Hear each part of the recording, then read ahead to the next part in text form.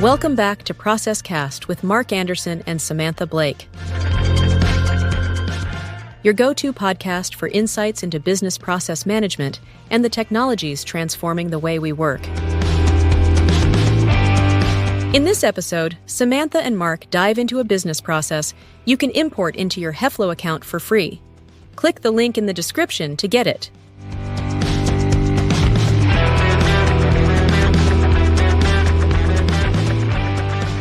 We've all been there, right? You buy something and it breaks.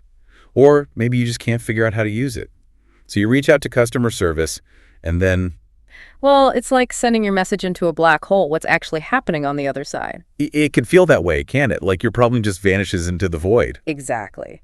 So today, we're going to pull back the curtain and look at the system that's in place when you need help with a product or a service. Oh, this is going to be good. I love seeing how the sausage gets made. Me too.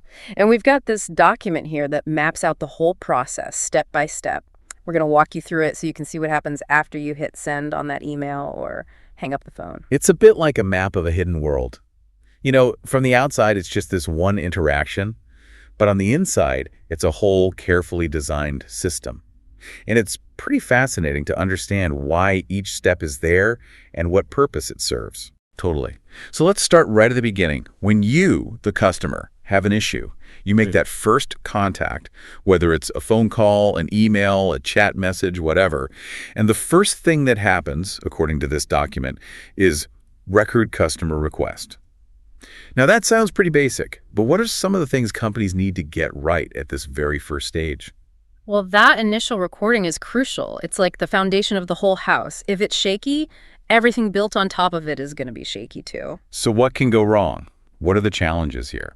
I mean, for one thing, the customer might not give you all the information you need, or they might not even be clear about what the problem is. And that's where training comes in. You got to make sure your customer service reps know how to ask the right questions to really get to the heart of the issue. If they don't, you end up with miscommunication, wasted time, and a frustrated customer. Right. It's about starting with a clear picture of what's going on so you can actually find the right solution. Exactly. You don't want to be going back and forth a million times just to figure out the basics. And speaking of basics, one of the first things you usually get after contacting customer service is that confirmation message. You know, your request has been received, that kind of thing. It might be an email, a text, a pop-up on a website.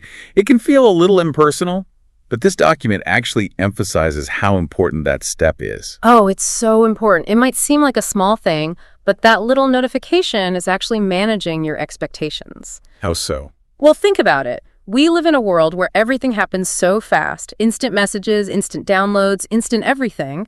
So when you reach out with a problem, you expect a quick response. If you don't hear anything back, you start to wonder if your message even got through. Exactly. You start to worry, did they get my email? Did they understand my problem? Is anyone even working on it? That silence can be really unsettling. So that notification, even if it's automated, reassures you that your message hasn't been lost in the ether. Someone, somewhere, has seen it, and it's being taken care of. It's a little pat on the head, like, don't worry, we got this. Kind of. And a lot of times that notification will even include a tracking number or a reference number so you can follow the progress of your request, which is great for both you and the company because it means things won't get lost in the system. It's like having a receipt, proof that your problem exists.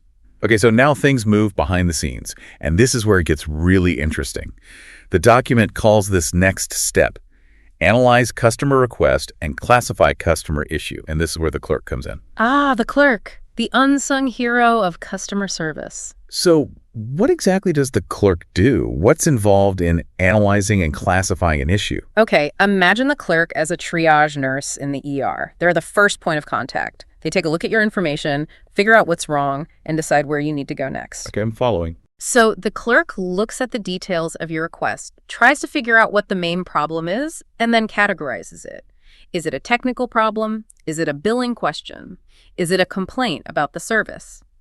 This classification is super important because it determines which team or individual is best suited to handle your particular issue. It's like sorting mail, making sure it gets to the right department. Exactly. And the clerk is also assessing the urgency and complexity of the situation. Can they handle it themselves using standard procedures, or does it need to be escalated to a specialist? They're making those initial judgment calls. They are. And this leads us to a really important decision point, which is the inquiry a complaint or information request? Why is this distinction so crucial? It seems like they're both just requests for something. Well, on the surface, maybe, but the way you handle a complaint is very different from the way you handle an information request. So how are they different? Yeah. Think about it this way. A complaint means someone is unhappy. They're dissatisfied with something. And you need to resolve that dissatisfaction. You need to fix the problem and make things right. An information request, on the other hand, is just someone asking for information. They want to know something. They need clarification on something. There's no inherent dissatisfaction there. So if you try to treat a complaint like an information request, you're going to have a bad time. You are. The customer is going to feel like they're not being heard, like their concerns are being dismissed, and that's only going to escalate the situation. So identifying whether something is a complaint or an information request is crucial for making sure it gets handled the right way. Okay, that makes a lot of sense. So let's say it's a simple information request, not a complaint. What happens next? In that case, the next step is attending the customer. What does attending the customer actually look like? Well, this is where the clerk actually engages with you directly. They answer your questions, explain things, provide guidance, maybe walk you through some troubleshooting steps. So they're basically being helpful and informative. Exactly. But it's not just about being nice. There are specific things they need to do. First, they need to make sure they really understand your question. Then, they need to provide a clear, accurate, and complete answer. They also need to document the interaction for their records. And finally, they need to make sure you're satisfied with the information you've received. It's about providing good customer service. It is. And it's about doing it efficiently. You want to answer the customer's questions and resolve their issue as quickly as possible without sacrificing quality or accuracy. Now, let's switch gears and talk about what happens when the inquiry is a complaint. Things get a little more complicated then, right? A bit. When there's a complaint involved, the next step is analyze and diagnose complaint. And this is where the customer care department comes in. So how is the customer care department different from the initial clerk? Think of the customer care department as the specialists. They handle the more complex or serious issues, the things that require a deeper level of expertise and authority.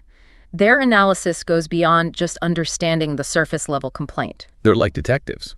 Exactly. They're trying to figure out the root cause of the problem. Why is this customer unhappy? What happened? What went wrong?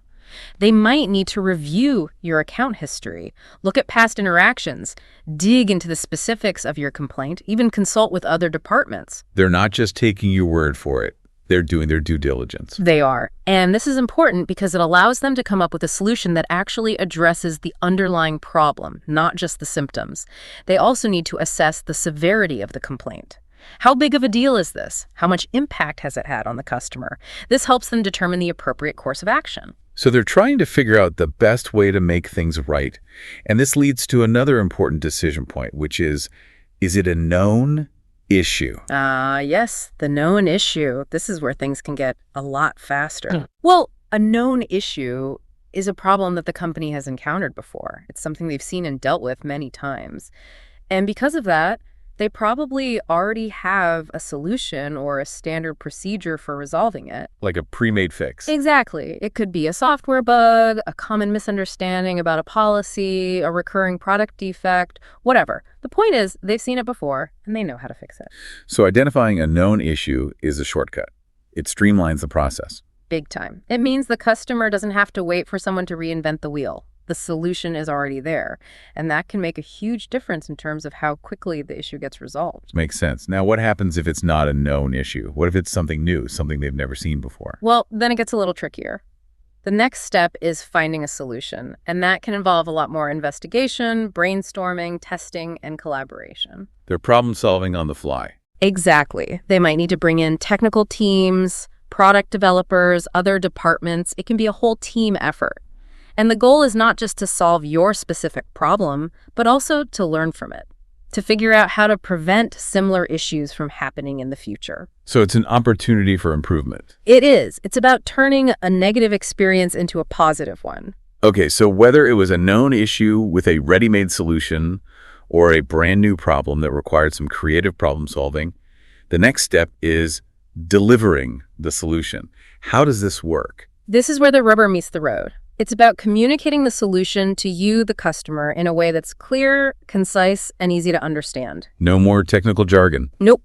If it was a known issue, the clerk who identified it might handle this communication. Right. If it was a more complex issue, the customer care department might be the ones to explain the solution. But either way, the key is to make sure you understand what's been done, why it was done, and how it solves your problem. It's about closing the loop. It is. And it's also about making sure you're happy with the outcome. Remember, a complaint means there was some level of dissatisfaction.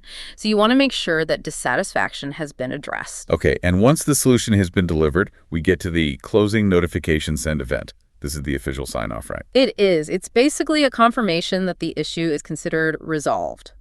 It might summarize the problem, detail the solution, and include any follow-up information or next steps. It's like a receipt for your complaint.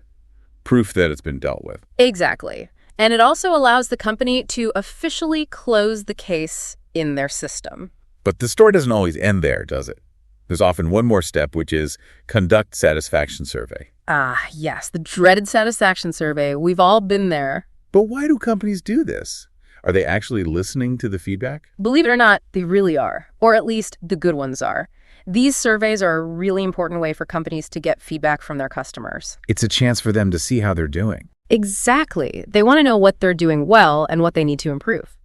Your feedback helps them identify areas where they can make changes to their processes, their training, even their products.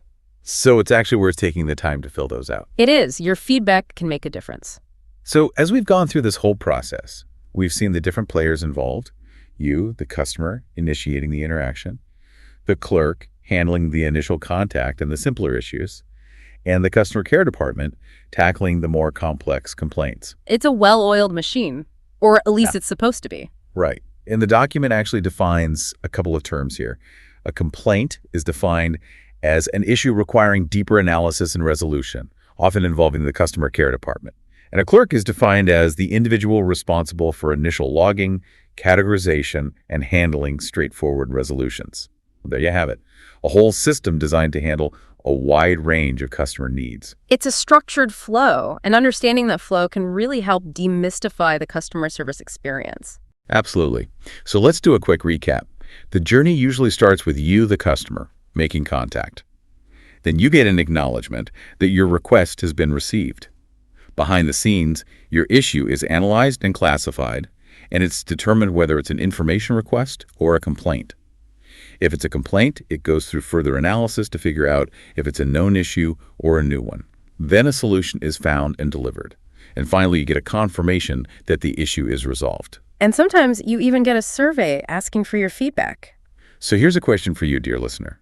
Think about your own experiences with customer service. Now that you have a better understanding of how the process works, do those experiences make more sense? Did they follow the steps we've talked about? Were there any parts of the process that felt particularly smooth or efficient? And were there any points where you think things could have been handled better? It's always fascinating to look back at our own experiences and see how they fit into the bigger picture. Absolutely. And with that, we'll wrap up this episode of Sidearm Fed. Well, you just wrap it up. Thanks for joining us. Thanks for having me. It's been fun. Always a pleasure. Until next time. Bye.